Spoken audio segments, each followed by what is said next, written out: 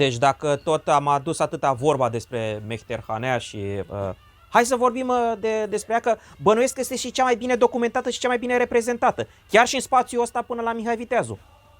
Da, este cea mai bine documentată, cea mai bine documentată, dar deloc reprezentată în pictura bisericii, de exemplu, că n-avea cum.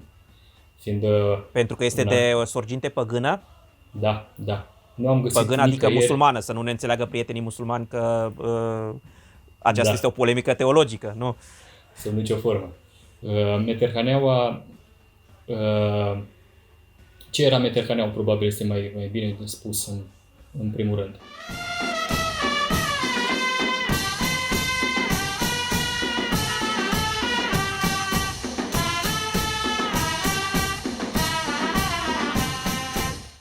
Meterhaneaua era muzica militară orientală, care la început s-a numit Tabul Hanea, de la denumirea orientală a tobei, Tabul Hane însemnând Casa Tobelor, care a fost practică preluată de otomani și dezvoltată foarte bine, ajungând ca mehterii,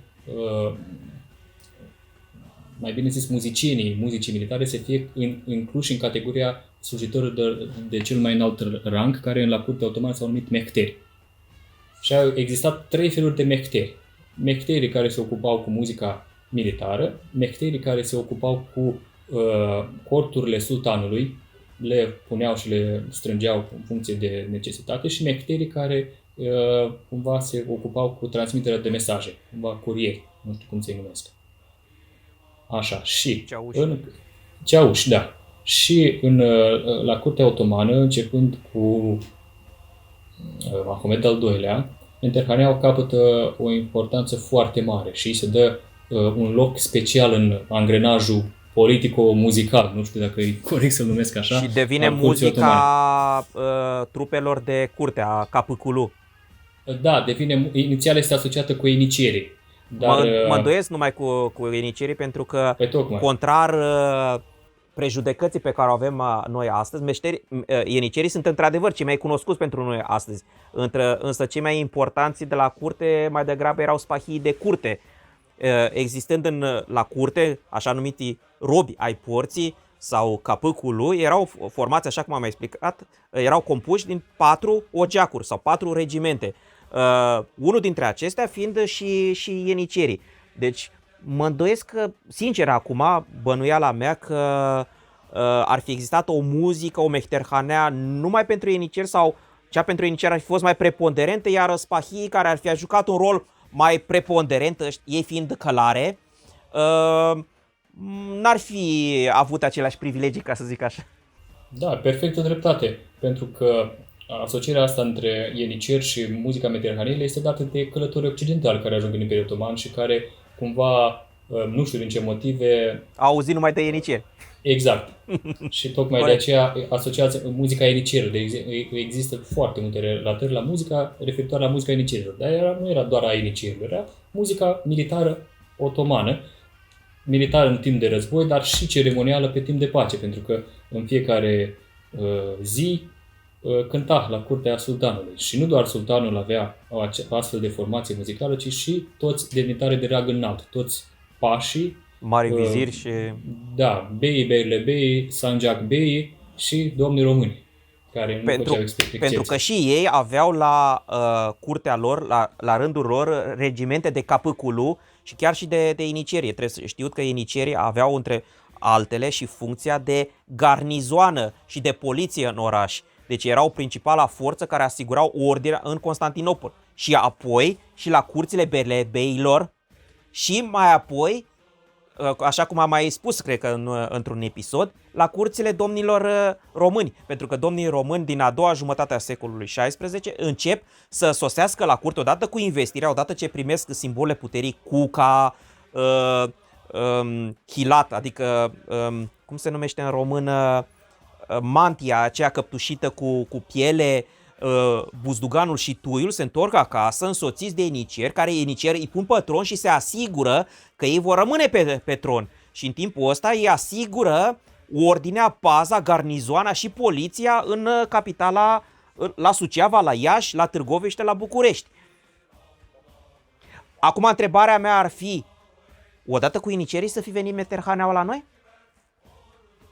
Adică în momentul în care domnii se întorc cu grupuri de ieniceri, mă gândesc că se întorc și cu muzicanții ienicierilor la acasă.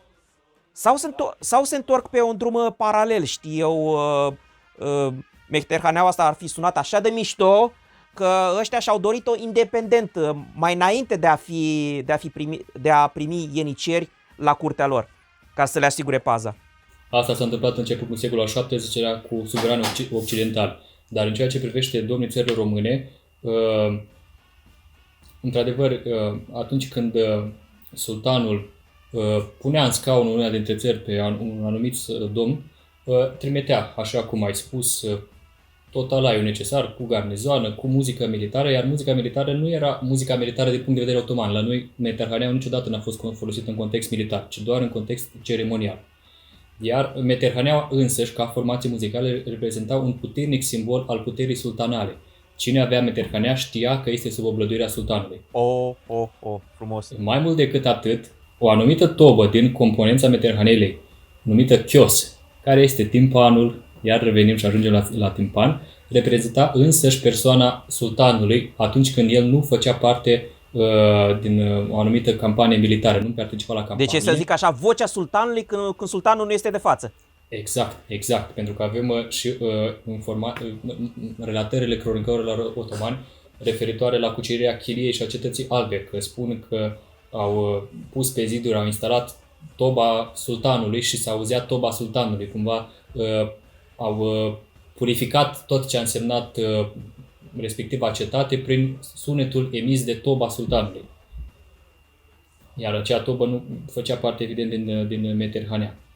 Da, pentru că una dintre manifestările de putere al sultanului atunci când era de față și când era cucerit un teritoriu sau un oraș, era ca primul lucru care îl face sultanul este să țină hutbe, adică să țină predica de vineri într-o probabil biserică transformată spontan în moschee și acolo se făcea practic prima slujbă musulmană și prin asta se arăta că teritoriul respectiv nu mai este în Darul Harb, este în Darul Islam, adică în casa islamului, a devenit teritoriul al islamului sau sub oblăduirea, sub controlul islamului. Exact, așa este. Și de aceea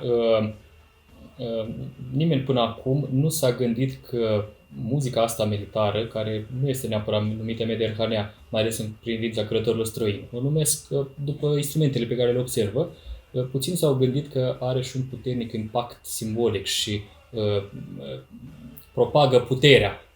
S-au gândit că se referă doar la zdrângăneala de fundal atunci când se întâmplă un lucru important la că vine turcul și să pare lui muzica asta mai mișto și fiecare cu muzica lui, vin turcii, vin cu muzica lor. Nu e chiar așa.